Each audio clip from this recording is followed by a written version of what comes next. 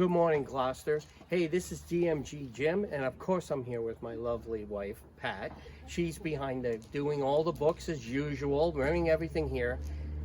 And I'm here with Terry, and we are here at the Annisquam Village Hall, and we're going to be talking about what's going on here and everything.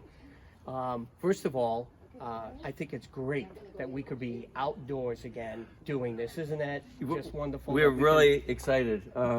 I don't know if our audience knows this, but we've traced our roots, the Annisquam Village Players' roots, back to 1863. We think we are the oldest continually operating community theater in the entire U.S. Wow.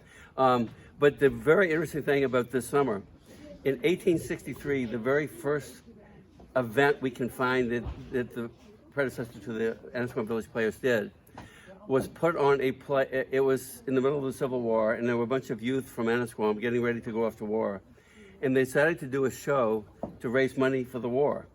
So they put a show on right here in the yard. And interestingly, the show was written by the grandson of the minister of the Annisquam Village Church, who was a resident of Gloucester.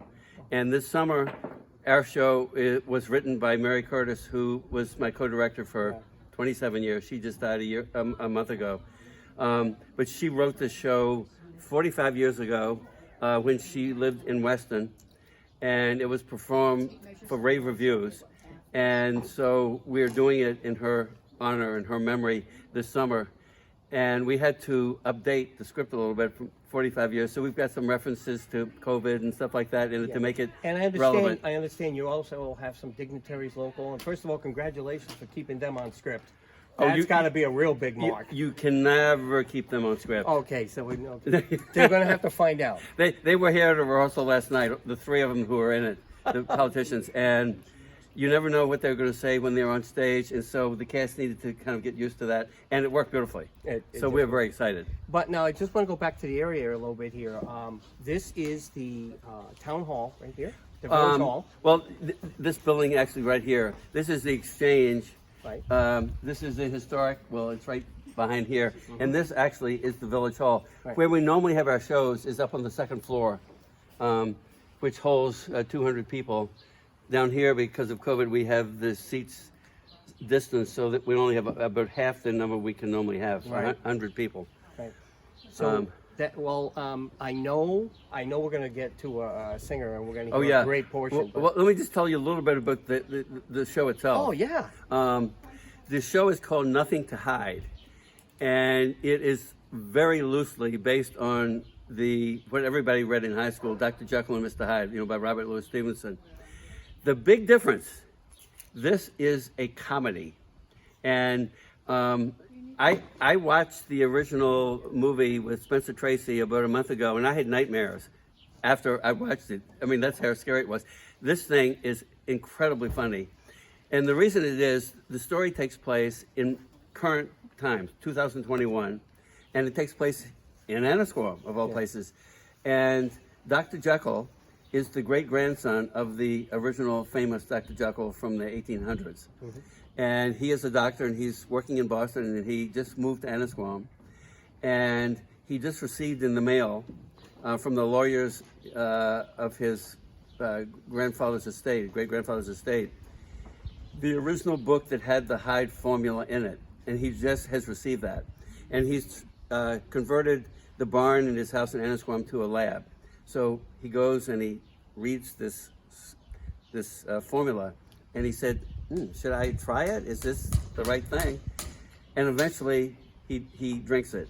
And then, I won't tell any more, but what happens is very funny, it's hysterical, and that's kind of where the story goes. And we're going to hear a song from the comedy of a very play that was a little bit different. Yes, the person who you'll hear very shortly, his name is Pete Nelson. He has been with us for years. He was the lead in West Side Story. He played Tony. Oh. He was the lead in Oklahoma. He played Curly. So he's had a number of starring roles already. Yeah, they don't have potions in those stories, no, if I remember correctly. That's right. No. So he is playing Hyde. Right. And so he is going to do one of his songs that he sings as Hyde. It'll give a little flavor for what the audience is going to be getting. And as everyone can see, when we're going through it, you can see they're working on the stage because they're in the dress rehearsal. Just one note before we do it, I heard that Wednesday sold out already. This is what I just heard. It is sold out, so but there's still The tickets. tickets for Thursday, Friday, Saturday. They're $35. $35. 7:30 it starts, and we have rain days. But we've looked forward, and it. I hate to even say anything, but it looks pretty good. The weather for this. And you can get tickets online. That's the way you do it. That's the only way you can get them is online. Annisquamvillageplayers.com. Right.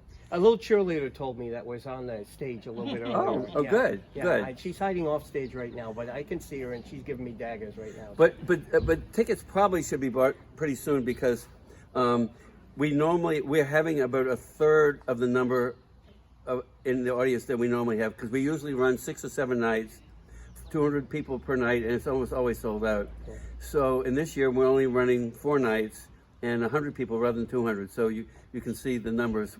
We're only selling about 450 tickets versus 1,200 normally. Okay. So I hope they get it. You will definitely enjoy the show. It is very, very funny. Okay, I think we're ready to have a little thing right here. Do you want to come Should over I go the right into it? Do you want to come over the table and start it? I was just gonna go Yeah, right into it. Okay. Yeah, I think it's very So we'll effective. cut there, and I'll